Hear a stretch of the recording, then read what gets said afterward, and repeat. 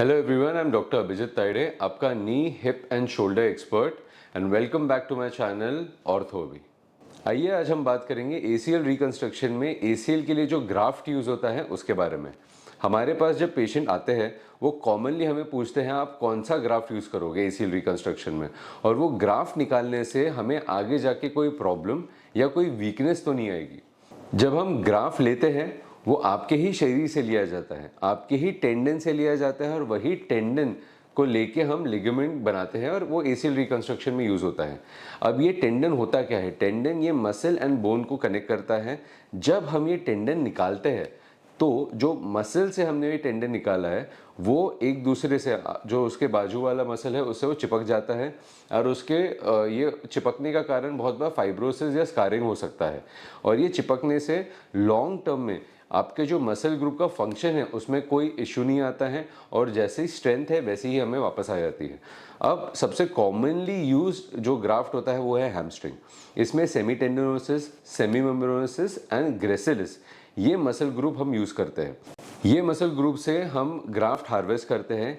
इसके ही साथ हम और जगह से भी ग्राफ्ट ले सकते हैं, जैसे कि peroneus longus, bone patellar tendon graft, hamstring, Achilles tendon graft. और ये सभी ग्राफ्ट टेंडन ग्राफ्ट होते हैं जिनको हम लिगामेंट बना के एसीएल रिकंस्ट्रक्शन में यूज़ कर सकते हैं।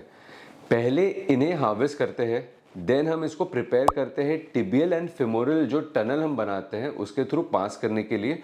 और ये हम जब पास कर देते हैं तो हम इसको फिक्स कर सकते हैं आइदर स्क्रू से या एंडो बटन से, या कभी कभी स्टेपलर हम यूज़ करते हैं।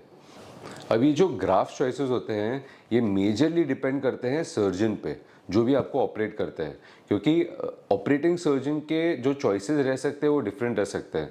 सो आप पहले से ही ये थॉट प्रोसेस मत रखिए कि मुझे यही ग्राफ्ट यूज़ करना है। Every surgeon is comfortable with a different graft, and her graft का रिजल्ट ऑलमोस्ट सेम है इन लॉन्ग टर्म। कुछ चीज़ें हैं जैसे कि कुछ एडवांटेजेस है, कुछ डिसएडवांटेजेस है if you compare these graphs, but overall जो इसका लॉन्ग टर्म रिजल्ट्स है वो सेम रहते हैं। अब सबसे इम्पॉर्टेंट है ग्राफ साइड मोबिलिटी, जिसका ही मतलब है कि जहाँ से हम ग्राफ्ट ले रहे हैं वहाँ कौन सी प्रॉब्लम्स आ सकती हैं और कभी कभी क्या क्या परेशानियाँ आ सकती हैं।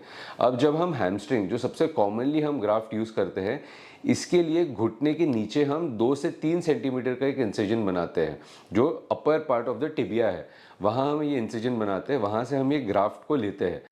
और इसके कारण जो कोमोबिडिटीज़ यानी जो प्रॉब्लम्स आ सकती है वो है टांग के आसपास आपको थोड़ा सा नमनेस जैसा लगना, यानी सुनपना थोड़ा लगना।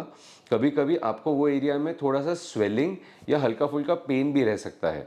ये यूजुअली अगर आप देखो नमनेस 6 महीने से लेके 1 साल तक आपको रहता है, पर इससे आपको फंक्शनल आउटकम आपके जो घुटने का है उसमें कोई दिक्कत नहीं आती है। और जो स्वेलिंग एंड पेन है ये 2 से 6 हफ्ते में यूजुअली सबसाइड हो जाता है, और ये हम कभी कभी बस आइसिंग भी करके करोगे तो ये कम हो जाता है।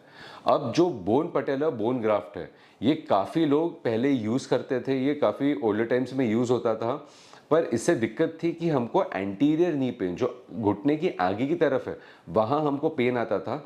जब भी हम बैठ के उठते थे, हम जब स्क्वाट्स करते थे, सिंगल लेग स्क्वाट करते थे, तब हमको डिस्कम्फर्ट और पेन होता था। साथ ही साथ लॉस ऑफ स्ट्रेंथ भी हम कोई पेशेंट्स में हमने देखा था, और ये 6 मंथ से लेके 1 ईयर तक ये चलता था, और धीरे धीरे करके ये कम हो जाता था।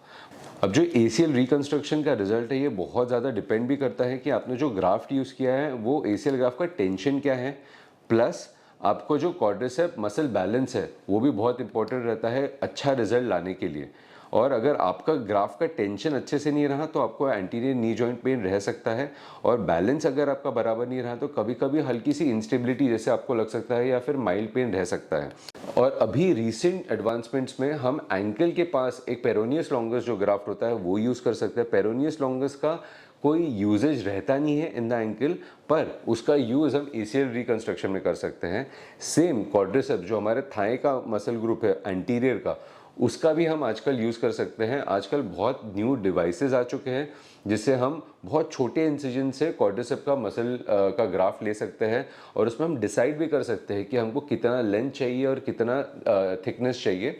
And these are the recent advancements, but the best graft जो भी यूज़ होना है ये डॉक्टर को आप डिसाइड करने दीजिए, ना कि आप पहले से ही थॉट प्रोसेस रखिए कि मुझे यही ग्राफ्ट चाहिए। So all graphs have the same result, so don't worry and trust your doctor. अगर आपको ये वीडियो पसंद आता है तो लाइक करिए, शेयर करिए अपने फ्रेंड्स के साथ, अपने फैमिली के साथ जिनको ACL रिकंस्ट्रक्शन की ज़रूरत है या इन्फॉर्मेशन चाहिए रिगार्डिंग ACL रिकंस्ट्रक्शन। मेरे चैनल को सब्सक्राइब करिए और बेल आइकन दबाना मत भूलिए, उससे आपको नोटिफिकेशन आती रहेगी।